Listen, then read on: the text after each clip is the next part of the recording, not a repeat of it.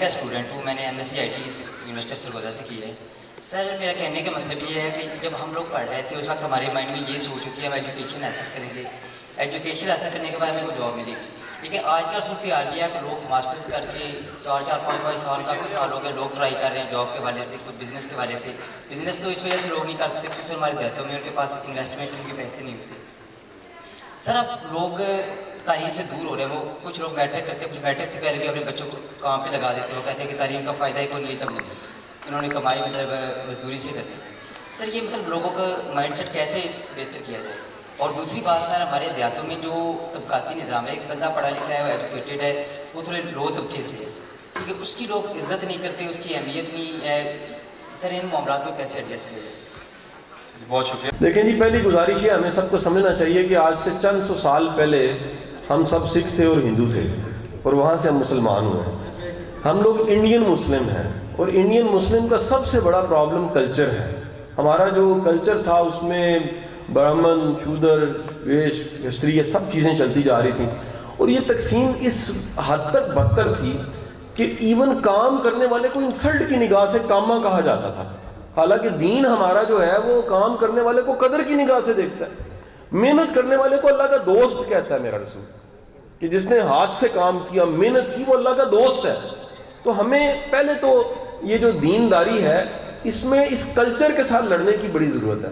دین آپ کا ہے وہ کسی کو محترم سمجھتا ہے متقی ہونے کی وجہ سے، ذات برادری کی بنیاد پہ وہ بڑا نہیں سمجھتا، عہدے کی وجہ سے بڑا نہیں سمجھتا، صرف ایک بنیاد ہے کہ اس کا تقوی ہے، اس میں خوف خدا ہے، اس میں کردار ہے۔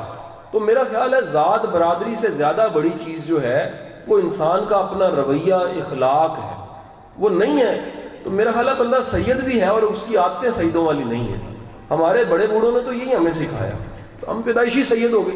انہوں نے کہا یار یہ پیدائشی سید ہونا کوئی کمال نہیں ہے، لیکن اپنے رویے سے ثابت کرنا کہ تم سید ہو یہ زیادہ بڑی بات ہے۔ وہ یہ ہمارے گھروں میں بات ہوتی تھی، بزرگ ہمیشہ کہتے رہے کہ پتر روز ثابت کرنا پڑتا ہے تم سید ہو، ایک ایک لمحے ثابت کرنا پڑے گا کہ تم سید ہو، کیونکہ اگر یہ تم ثابت نہیں کرو گے تو اپنے آپ کو سید کہلوانا نہ۔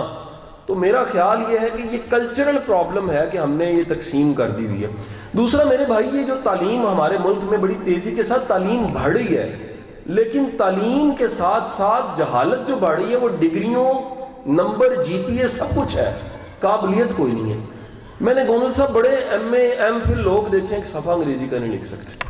میں نے بڑے PhD دیکھے ہیں، میں ان سے کہتا ہوں آپ کی انالیٹیکل تھنکنگ، کریٹو تھنکنگ کہاں پر ہے؟ کوئی بھی نہیں ہے۔ میں کہتا ہوں جو پڑھ لکھ کے اپنا رستہ نہیں بنا سکتا، جو پڑھ لکھ کے اپنی سیلف ڈسکوری کی طرف نہیں جا سکتا، جو پڑھ لکھ کے اپنی قابلیت کو نہیں بڑھا سکتا، جو پڑھ لکھ کے فائدہ مند نہیں بن سکتا، اس نے صرف وہ اشفاق صاحب کے بقول ڈگریاں صرف رسیدوں کی شکل میں پڑھی ہوئی ہیں، وہ کاغذوں کی رسیدیں ہیں، صرف پرچی ہیں اور کچھ نہیں۔